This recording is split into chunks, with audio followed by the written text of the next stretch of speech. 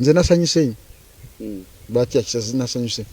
manyi Abitex twamugaa nti omusajja si mwangu n'awaza mpaka nga manyi omusajja mwangu omusajja mulungi but nabadde so happy weyakedde ku makyo mukola amanyanga omanyi tosobola kutegeera muyimbi nga mwavu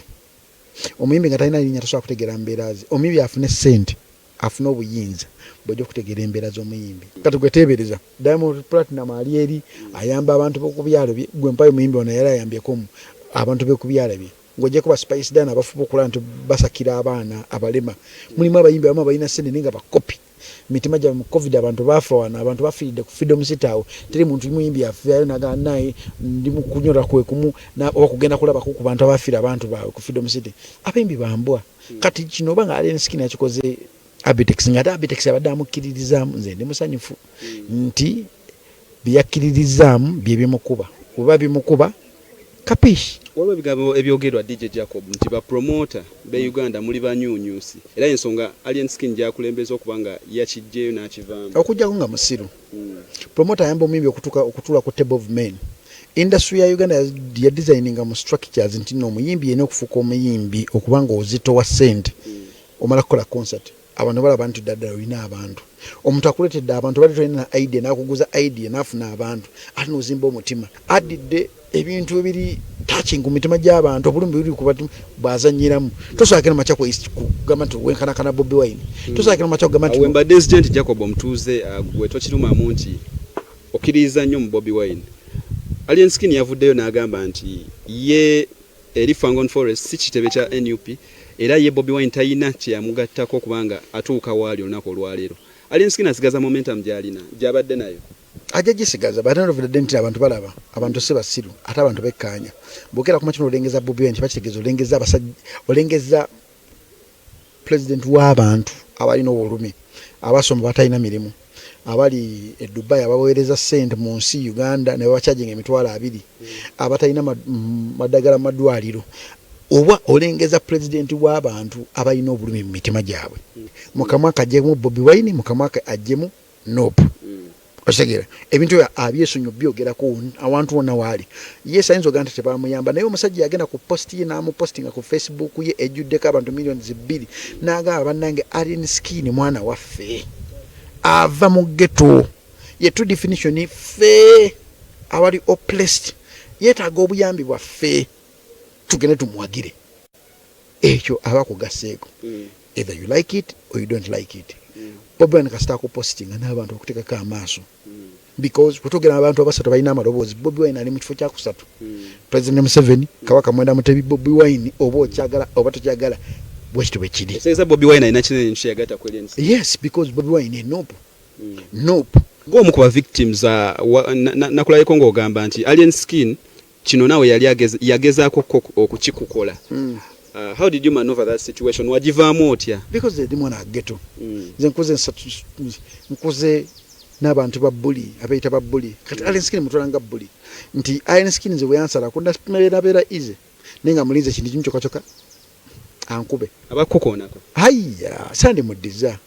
nina nani muwavuwaza wakati wa bino byonna tolowooza nti Alien Skin mutuufu nti abantu bano ababeera ennyo ku mikutu emikwanira wala nga basinzira mu nsi ez'enjawulo ate ne baagala bategerere abantu abali kuno basaana beefuge kuba naawe tukuuliddeko ebbanga ddene nga toli mu mativu ne bana abantu ababeera ku be baamukola omuntu waba yakukoze nga yamanyi strategy ngeri gyakukozeemu owninga Jacob asinga badde mu position ya Abitex wakati wa bino byonna ebigenda mu maaso afiiriddwa ssente zeyadatadde mu bulango embeera eno wandi gihandolinze otya mwesonyiye si yasoose si yagenda okusemba Abitex bamukoze ebintu bingi yemu kuba promoter gwe basinze okukola ebintu mu Uganda nasiga nga standing kati Alien Skin ku bintu byakamukola just kantu katini nnyo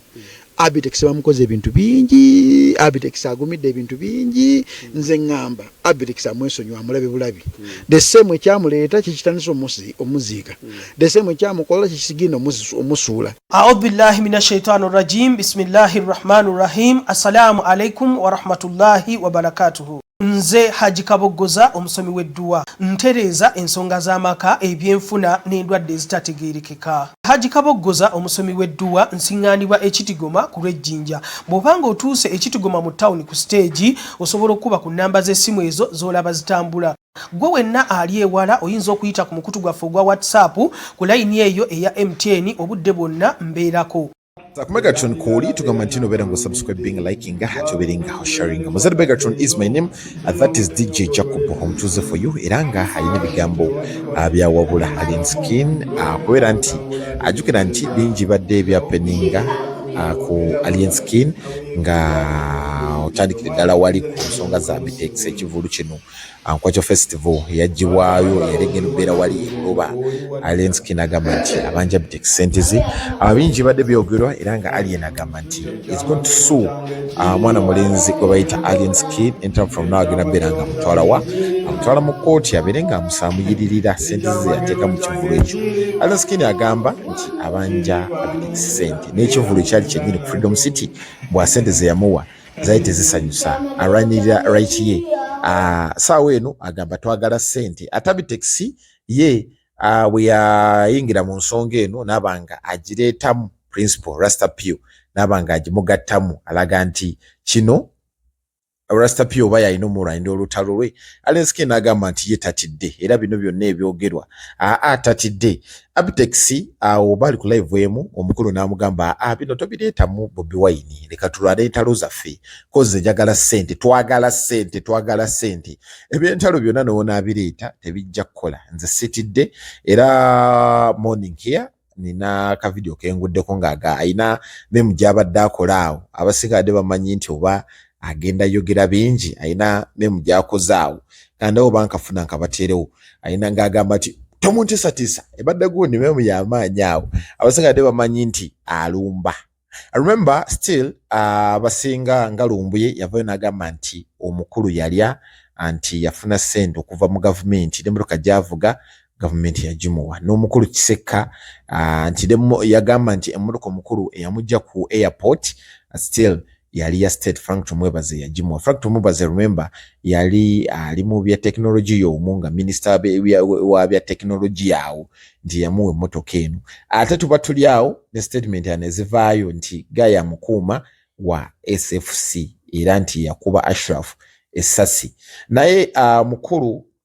Rasta Pio avuddeyo ku mukutu gwe ogwa Facebook nabanga ayogera ekituufu ekyo nakyo ne kibanga kiwedde na clarifying kwani yakuba Ashraf Kasiri essasi n'ekyo ne kiggwa. So all in all nsonga njagala bagamba ngazi Megatron ebintu bino twandi bitu tempola otawalwa ebigambo cause abamu basinziira gye bali bonna okoze statement ezitavuma ezili neutral ezili objective ne babanga beevuma zino entalo teziyamba.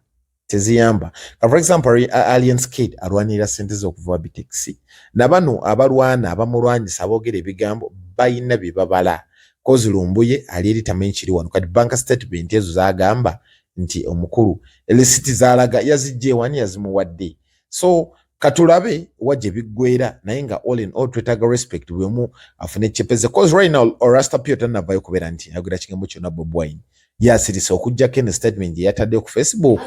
ng'alagani yakuba Kasiri essasi naye bino ebigambo byonna ndaba blog abasinga balipidde babuukira ndaba ani Kaye Wisdom babloga bangi balipira ndowooza ensonga eno twandikutte mu nkwata ya kisajja kikulu ne tutabanga abali mu muzannyo cause alien awaga buli omu awaga people power ewaga Coach Kerementi awaga gundi awaga timu alien ewaga buli omu agamba nange njagala chepe zange DJ Jacob Omutuuze ebigambo mbiwulidde naye n'ensonga ze ayina ensonga ze lwaki ayogedde bwatu buli omu tumuwe respect ku bigambo by'okuboozi buli omu ayina endowooza ye buli omu ayina entegera buli omu ayina entegeera gy'ategeeramu ebintu. Megatron Media ffe wetukubeera nti tukwa information story nyingi kweziri awo nalesenodi ntege n'abanga atangaaza tubuuza ani alya ani yali ani ataalya twagala kumanya ekyo ekibuuzo kinene ne manager waali awo agamba nti Bebe Cool ne Bobi Wine Alien Skin bwa mukwano nnyo beera ngo subscribinga likinga ate beera ngo sharinga stories endala nyingi nnyo zitajjako omukutu guno gwa Megatron tovaawo tukomawo ne stories endala nyingi omala okulaba eno laba stories endala tubeere nga tutambulira ddala